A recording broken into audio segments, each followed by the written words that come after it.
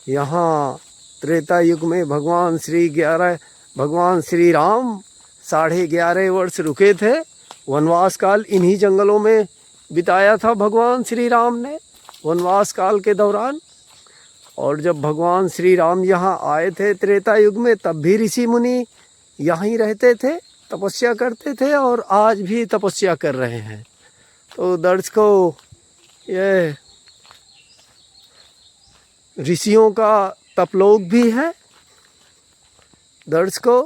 और पूरे जंगल में आपको एक भी कांटे के वृक्ष नहीं मिलेंगे दर्शकों, सबसे अच्छी बात है। और यहाँ पर बिल्कुल भी गर्मी नहीं पड़ती मंदाकिनी तट के और आसपास।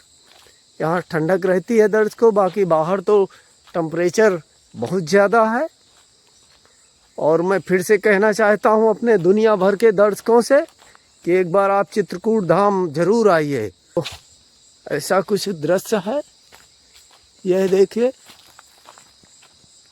तो अभी हम चल रहे हैं, देखिए ये आ गए हम मंदाकिनी तट। और आज साथ में हम डंडा भी लाए हैं दर्शकों, क्योंकि यहाँ जंगली जानवरों का खतरा बना रहता है। एकदम सुनसान है, तो यहाँ तक कार नहीं आती, थोड़ा पैदल आना पड़ता है 1-2 किलोमीटर जंगल के अंदर घुस के। कार हमारी मंदाकिनी के उस पार खड़ी है दर्शकों। चलो बेटा, इस सीधे रास्ते में चलो। तो देखिए ऐसा कुछ दृश्य है।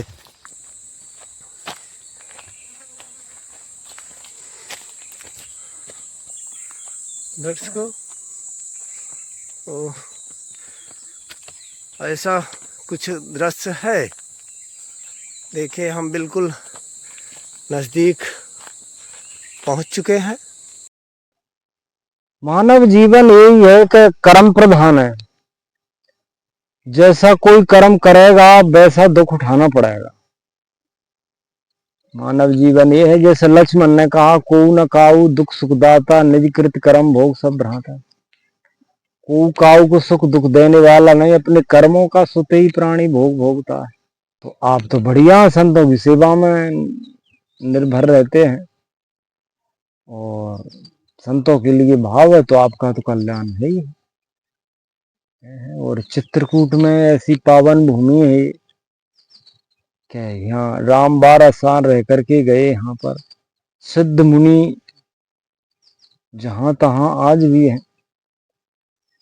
लता बेल पटप तृण जात, धन्य देव कहें दिन रात। यहाँ दिन रात देव दिन रात कहते हैं। धन्य जो चित्रकूट में पेड़ पौधा खड़े हुए हैं। लेकिन अब ये है कि हमारे हिसाब से चित्रकूट का जो बड़े बड़े लोग जो यहाँ पर आए या रोग धाम वाले बड़े बड़े महात्मा, इनने चित्रकूट बिगाड़ दिया। बड़ी बड़ी धर्मशालाएं खोल गई। ये धर्मशालाएं लायक थोड़ी है ये प्रांगण। ये तो साधना, यहाँ आइए परम कुटी बना करके साधना करिए। साधना को शरीर को कसिए, उसका वजन करिए, 12 साल बता करके सिद्धि प्राप्त हो जाती है। जो यहाँ प्राणी रहते हैं उनको। अब ऐसा कली काल में कोई करता नहीं है। कली काल में तो जो है कि मंदिर देवालय बनाओ, भंडारे चलाओ। तो भंडारे चलाने का प्रांगण थोड़ी है ये तो प्रांगण साधना करने का है। यहाँ आकर के जैसे राम आए, तो राम ने क्या किया, राम यहाँ आकर के परम कुटी बनाई और परम कुटी में रहे, साधना किया, तप किया, 12-11 साल ऐसा बिता करके और भगवान चले गए। तो ये महात्मा तपस्वियों को यही उपदेश तो देती है रामायण, लेकिन रामायण के अनुकूल कोई चलता ही नहीं। रामायण के अनुकूल कोई चलता भी नहीं। बड़े बड़े माता, हम तो अब हमारी गिनती तो ये है कि खड़िया, तुम हम जंगल में रहते, अपने समय पास करते। टाठी घाट में बनाई कुटी, हुआ महात्मन ने तोड़ फोड़ कर दिया। यहाँ नहीं तुमको रहने देंगे। ये मतलब तो हम अपने नहीं, जैसे आपका प्रभाव बढ़ रहा था वहां पे, प्रभाव बढ़ रहा था। और इसी तरह भी बीच में एक घटना और हुई थी, वो एक युवा तपस्वी थे, उनका भी प्रभाव बढ़ रहा था। उन लोग ईर्ष्या द्वेष की वजह से, ईर्षा दोष, बस ईर्षा दोष, छोटे छोटे महात्मन में यही तो ईर्षा दोष हो जाता, और वे तप कर नहीं पाते, तप के लिए है ही नहीं है वो। हाँ, तप में लड़ाई झगड़ा कहाँ है? नहीं वो ठीक है, चलो हम तो वो ज्यादा बढ़ जाए, लेकिन फिर वो तप में, वो तप उनसे हो ही नहीं सकता। जी जी तप करने वाला तो भगवान ही भेजता है, जी जी और वो ही कराता है जी जी जब कोई कर पाता है। नहीं ऐसे बियाबान जंगल में कौन रह सकता, फिर वो भगवान की कृपा से रह सकता कोई जो रहना है। जी जी फिर हम इधर चले आए, अब इधर अपना समय पास करते हैं। कभी भंडार में कोई पर्ची दे दिया, अपनी पर्ची तो बड़े बड़े आश्रम को आती है, मिलाओ को कौन दे, कहूँ कोई मिल गई तो अपने चले जाते हैं, 150 मिल गए तो अपने फलार ले आए, सिंगाड़े का आटा ले आए। तो तुम मान लो जंगल में रहते हैं तो कोई आमदनी तो है नहीं, चित्रकूट गए चले गए, कोई भगत मिल गया, लो महाराज 150 आपको हम दे रहे भेंट, तो उससे अपन 1-2 किलो सिंगाड़े का आटा ले आए तो रोटी बना लेते हैं। कभी कोई मिल गया, कभी फल, जैसे तुमने खा लो फल खा लो तो फल खा लेते हैं। ऐसे अपना समय गुजर रहा है, और कोई महाराज जी, जैसे हम आए भी आपके पास, ना तो आपके पास कोई कुटिया है, कुटिया कुछ नहीं है, वो कहते रहेगा वो एक तिरपान सी तानी वो, ना तो आपके पास कोई मोबाइल है, कुछ मोबाइल नहीं है। ना तो आपका कोई स्थाई है कि हम यहाँ पे हैं। तो नहीं तो ऐसा नहीं महाराज जी, हम आ जाएंगे अब लेके। अब ना आपसे स्थाई मिलेंगे कैसे? यही रहते, अब यहाँ कारण जो है कि सुबह तुम आए, जा टाइम तो मैं मिल जाऊंगा। अच्छा जा अच्छा, इतनी समय मिलेंगे? हाँ इतनी समय तो जहाँ भी होंगे वहां से घूम के आ जाएंगे ना? हाँ, आ जाते हैं या टाइम तो। फिर रात न कर दीजिएगा, क्योंकि वह हम लोग देखिए जंगली जानवरों से हमको डर लगता है, आप भले नहीं डरते। महाराज जी, धर्म का रास्ता क्या है? देखो धर्म का रास्ता ये है कि जो प्राणी धर्म पर चलने वाले, जैसे हमने धर्म अपना लिया कि हम भगवान की भक्ति करेंगे, कि हम संत सेवा करेंगे, वो भी धर्म, कि हम कोई गलत काम पर पग नहीं देंगे, वो धर्म पर चलना हो जाता है। चाहे हम भूखे रहे प्यासे रहे, पर गलत काम नहीं करेंगे, अच्छा काम करेंगे, जो प्रभु हमको देगा उसी में उधर पूर्ति करेंगे हम, वो धर्म पर चलना होता है। धर्म पर चलेगा प्राणी कि हम गलत रास्ते पे जाएं नहीं। और जीव का कल्याण तो इसी में है कि जैसे रामायण जो बता रही, गिस्ती में रह करके सूर्यवंश के राजन ने क्या किया, यही तो किया, अतिथि सेवा करी, वो उधर पर आ गया उसकी सेवा करी, सत्य नहीं छोड़ा उन्होंने पर अपना, सत्य में जो मांग लिया महात्मा ने, पूरा हरिचंद्र ने पूरा राज खजाना ही दान में दे दिया। लेकिन तारावत ने क्या कहा, उसकी नारी ने कि धन्य महाराज, आपने पूरा ये सब दान कर दिया, अच्छा किया, सत्य की बानी लक्ष्मी सो फिर मिलेगी आए, सत्य मत छोड़े सूरमा, सत्य की बानी लक्ष्मी तो फिर मिल जाती, ये तो फिर मिलेगी आखिर। तो ये एक सत्य पर चलना कठिन होता है, और सत्य पर चलेगा वो ही प्राणी आनंद पाएगा, उस ऐश्वर्य बढ़ेगा, उसका यश बढ़ेगा, सत्य पर प्राणी चलेगा जो। महाराज जी, लेकिन सत्य हमेशा परेशान क्यों होता है? देखो ऐसा है, सुनो मेरी बात, सत्य पर अगर परेशानी ना आवे तो सब सत्यधारी बन जाएंगे, बिरले ही नर सत्यवान होते हैं, और सत्य पर परेशानी तो आएंगे। जैसे तुमने, जैसे हरिचंद्र था, ये जैसे मान लो सुदामा था, भगवान का भगत था, तो उसके यहाँ कुछ दिन अन्न नहीं मिलता खाने के लिए, तो उसने कष्ट उठाया, लेकिन उसने अपना सत्य नहीं छोड़ा। तो एक दिन ऐसा हो गया कि भगवान ने उसकी सुदामापुरी ऐसी बना दी कि मानो द्वारका बना दी। एक दिन ऐसा भी लेकिन कष्ट आता है, झेलना पड़ता है, कष्ट झेलना पड़ेगा, वही सत्य है।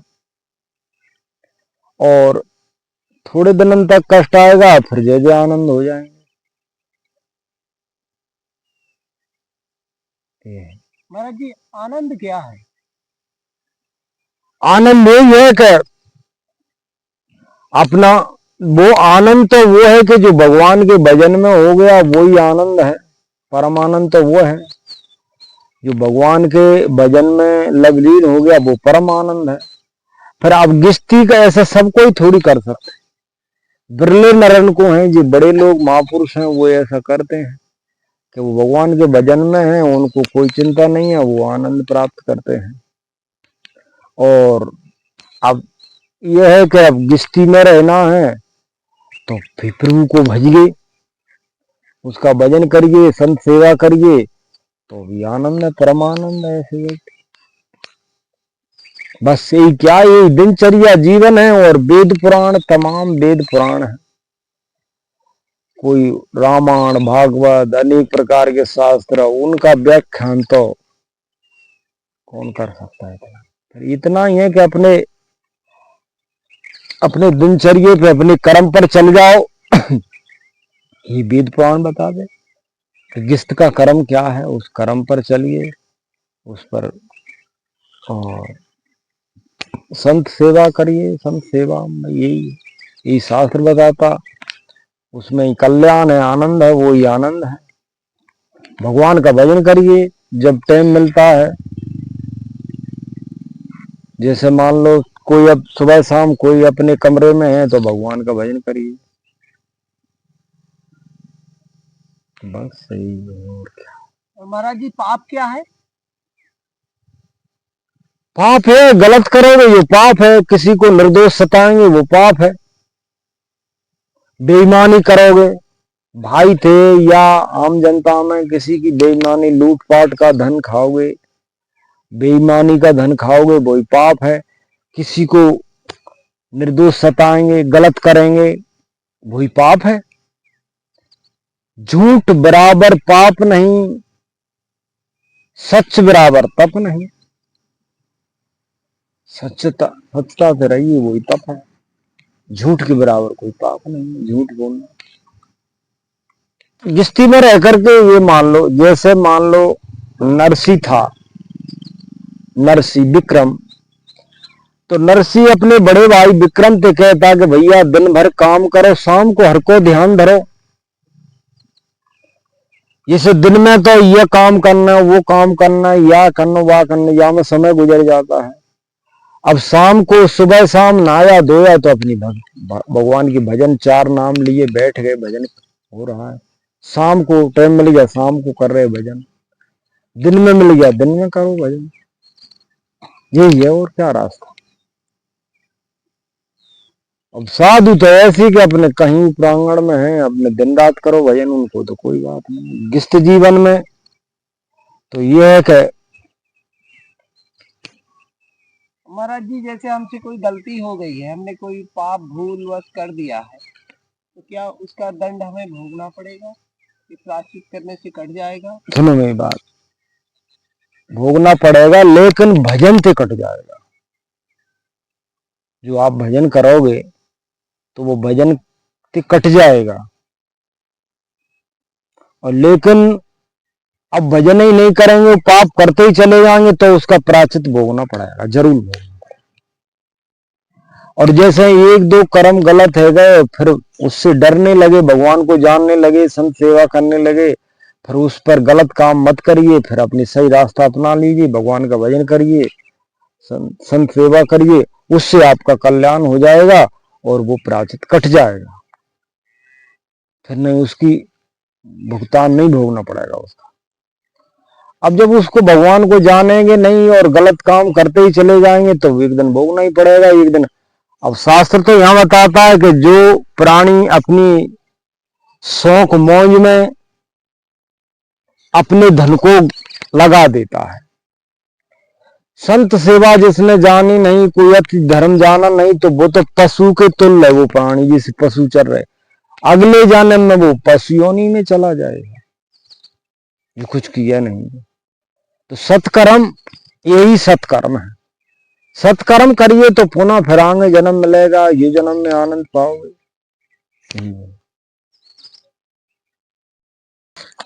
आम तो बढ़िया मीठे, अब दशहरी चल गए। जी महाराज जी।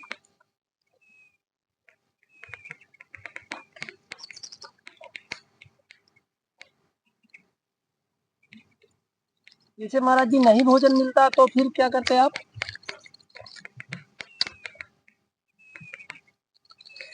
नहीं भोजन मिलता तो ऐसे ही रह जाते फिर, लेकिन कभी कभी रहने देता भगवान, ऐसा नहीं करता। अभी भी आप भूखे ही हैं, तभी पत्ती भी खा रहे हैं। क्षमा चाहता हूँ, नहीं कहना चाहिए, लेकिन आप पूरा ही निगल रहे हैं पूरे आम को। खाइए खाइए, कोई दिक्कत नहीं, खाइए महाराज जी, क्षमा चाहता हूँ। लेकिन दर्शक देखे ना कि आप तो लोग छिलका फेंक देते हैं, लेकिन हमारे महात्मा हमारे भूख के पूरा छिलका सहित आम खा रहे हैं। नहीं वो कारण है, छिलका में भी टेस्ट होता है। अच्छा जी जी जी जी,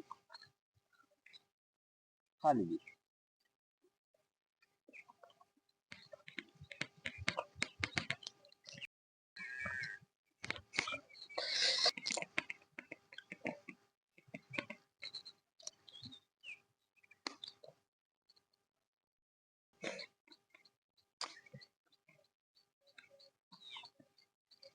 देखो मैं तुम्हें अचानक ही मिल गया। जी महाराज जी। एक तो होता बस ऐसे ही महाराज जी, मिलाने वाला वो होता है। जी जी। अब मैं कहाँ खड़ा, आप पैदल जा रहे थे? पैदल में क्यों, अब 10 रुपये टेम्पो वाला रोज कहाँ देता हूँ। जी जी भाई वहां से आवे में 10 रुपये ले लेते हैं वो। जी जी।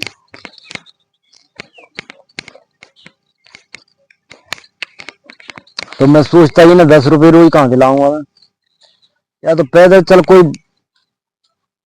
जैसे मान लो कोई मोटरसाइकिल को हाथ दिया तो वो रुक गई तो वो अपना ऐसा करता। मैं देखा महाराज जी, ऑटो वाले का व्यवहार अच्छा नहीं था आपके प्रति। मैं वहीं खड़े सब सुन रहा था। ऑटो वाले देखो ये नीची जात है, ऑटो वाले, और ये साले इन्हें तो ये कुकर्म करने वाले लोग हैं। हाँ। नीच प्राणी है। इनके महात्मा के लिए क्या श्रद्धा है, ये तो नहीं। अब तुम्हारे लिए तुम तो आम लाए और वहां से यहाँ छोड़ गया, क्योंकि तुम्हारे लिए अच्छे कर्म है। और उसको मैं ऑटो वाले को पहले सुना और फिर इसके बाद मैं, ऑटो वालन में श्रद्धा नहीं होती है, चाहे बाबा जी कुछ किल्ला है, उनको तो रुपया चाहिए भाई, किराया चाहिए।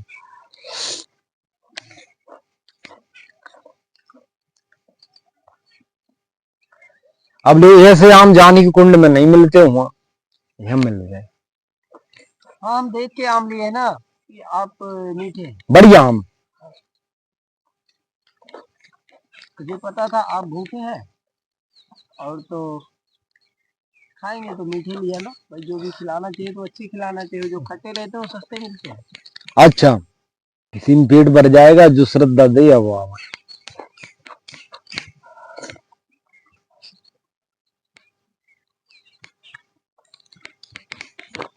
तो ऐसे चित्रकूट में कौन सी जगह आपका घर है? घर हमारा राम सैया के पास है।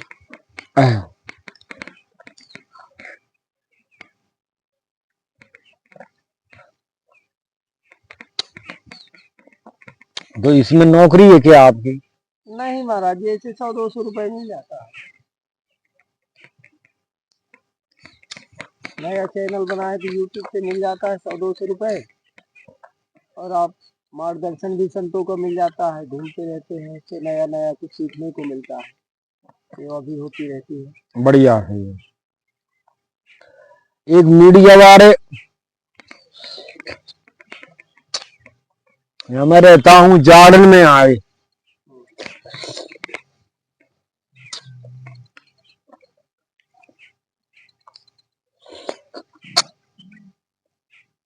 बोले महाराज हम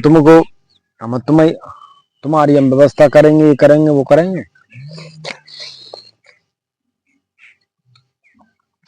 परसों आऊंगा मैं, ठीक। ये महात्मा और रहता काला कलूटा जी यहाँ पहले।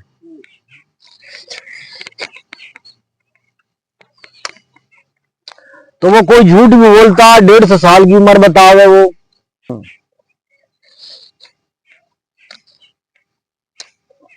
तो वो खाता था अन्न की रोटी, उसको बैगन बटा और अन्न ले आया वो मीडिया वाला।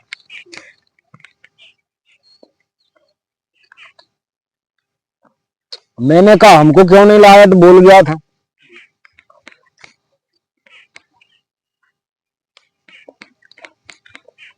बोले महाराज मैं सिंगाड़े का आटा ले आऊंगा तुम्हारे लिए। जब वो महात्मा कह रहा इनकी कुटिया नहीं है कहीं जो मैं नहीं ला सकता, इनकी कुटी नहीं बनी।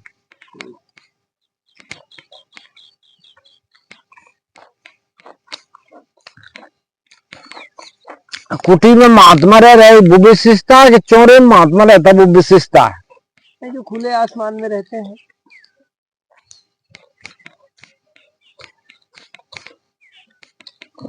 फिर तो कुटी तो क्या मतलब।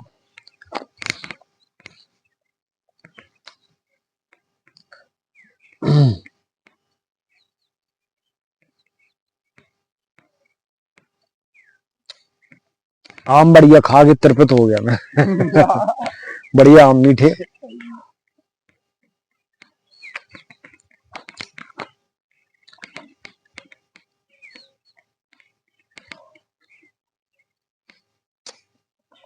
कहा भाव दिए ये आम? ये महाराज जी 80 रुपए का 1 किलो। हाँ। मैंने कहा नहीं तो मीठे। तो हम जानते नहीं है, सब एक साथ समझते। अब ऐसे ही ले करेंगे जब ले करेंगे। जो मूर्ख परलोक का संहार नहीं करते कि परलोक में हमको जाना है, लेकिन परलोक का उनको डर थोड़ी है कि परलोक में गलत करने पर परलोक नष्ट हो जाता हूं। वो नरक में ही तो जाते, परलोक खत्म हो जाता हूं।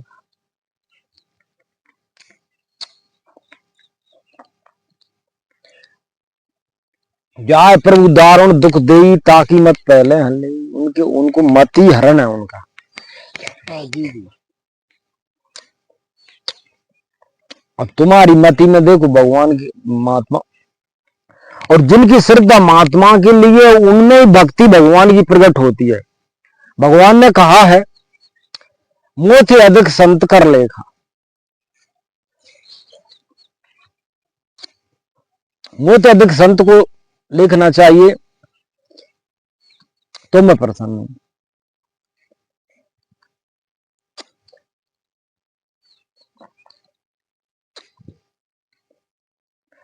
वेद पुराण रामायण यही बता दी संत को कैसा रहना चाहिए, कैसा संत होता है।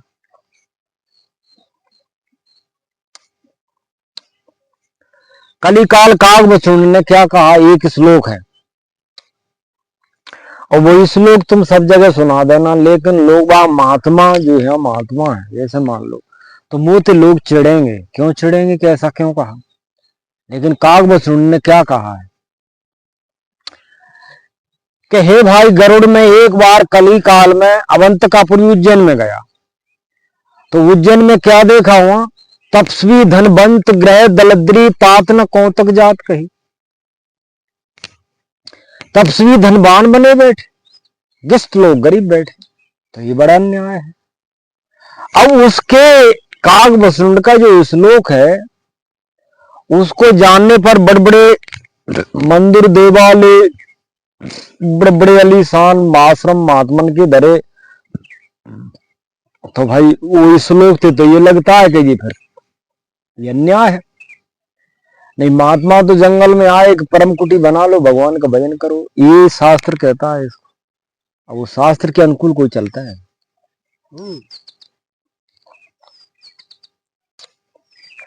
महाराज जी बारिश में क्या करते हैं फिर आप? धूप में तो बारिश में भीगते रहते हैं पूरी रात। पूरी रात छतरी फितरी लगा लेते हैं, कोई छतरी। पूरी रात ऐसे बैठे रहते हाँ छतरी में? हाँ छतरी लगा लेते। हम साधन नहीं है तो रात में बारिश आई कितको भगोगे, फिर तुम भीगना ही पड़ेगा। अरे वो तिरपाल एक महात्मा ने मुझे दिया था, सूती खाकी टाट की ही, वो कोई ले गया। ये मतलब अब देखेंगे कोई आएगा तो। एक भगत सतना का बोल गया कि महाराज मैं लाऊंगा, कब तक लाऊंगा। बोल तो गया, अब दशहरा तो देखो कब तक ला रहा है। तो फिर तिरपाल लगा लेंगे, बरसात होती रहे तो कोई दिक्कत नहीं। महाराज जी मोक्ष क्या है वो भी थोड़ा मोक्ष के कर्रे खेल हैं। वैसे महाराज जी उदाहरण के लिए ये है कि मोक्ष, वो प्राणी मोक्ष का अधिकारी होगा जो प्राणी की सब आशाएं टूट जाती हैं, किसी से मोह नहीं है, घर परिवार। अब हम भी, हमारा मोह आश्रम में है, कुटिया है, या में है, लालच में है, ये है तो मोक्ष नहीं। प्राणी हम नहीं जा सकते मोक्ष के लिए। तो केवल एक ही भगवान सिवाय कुछ नहीं रहेगा उसके अंदर। मद पद बांध बर डोरी, जिसे लोटा और डोरी है। अब लोटा और रस्सी एक ही है, वहां कोई नहीं है। तो ऐसे ही भगवान और केवल एक भगत ही रहता, वो किसी में मोह माया नहीं रहती। और वो अंत में जब प्राण छूटते हैं तो अंत में राम नाम लेकर के जो प्राणी प्राणों को छोड़ता है वो प्राणी मोक्ष हो जाता है, उसका मोक्ष है। लेकिन वो कठिन है, वो मोक्ष है, फिर आवागमन तिरहित हो जाता है। फिर वो कहाँ रहते हैं महाराज जी? वो भगवान के बैकुंठ हरिधाम साकेत वासी हो जाते हैं। भगवान में ही लय हो जाता है, लीन हो जाते हैं, तो भगवान में ही समाहित हो जाते समाहित हो जाते, फिर आवागमन खत्म। आज हम यंत्र तपस्वी बने बैठे, कुछ भी बने बैठे, लेकिन हमारी आशाएं चली गई कि हमको राजा बनना और हमको ये है और हमको वो है, तो इच्छा चली जाएंगी, लेकिन मोक्ष नहीं हो सकते। फिर दूसरे जन्म में फिर राजपद पाओ, पैसा पाओ, ये हो सकता है, ये हो जाता है। मुक्ति का मार्ग क्या है महाराज जी? मुक्ति का मार्ग यही है कि मुक्ति का मार्ग ये है कि भजिए रघुवीरा, वही मुक्ति का मार्ग है। सब तज हर भज, वो मुक्ति का मार्ग है। सबको तज के केवल हरि का भजन करिए, राम राम रटिए, बस वो मुक्ति का मार्ग है। फिर वो प्राणी के लिए माया मोह कुछ नहीं है, जिसती न कुछ केवल उसका तो राम नाम लेना है, बस उसमें उसका मोह रह जाता, तो वो प्राणी मोक्ष को प्राप्त हो जाता है। मैंने कही फिर कभी आएंगे क्या? कभी हाँ बिल्कुल, क्यों नहीं आएंगे, आपको ढूंढेंगे, अच्छा तलाश करेंगे, तो फिर कोशिश करेंगे कि हम बरसात में आए महाराज जी, अगर ईश्वर ने चाहा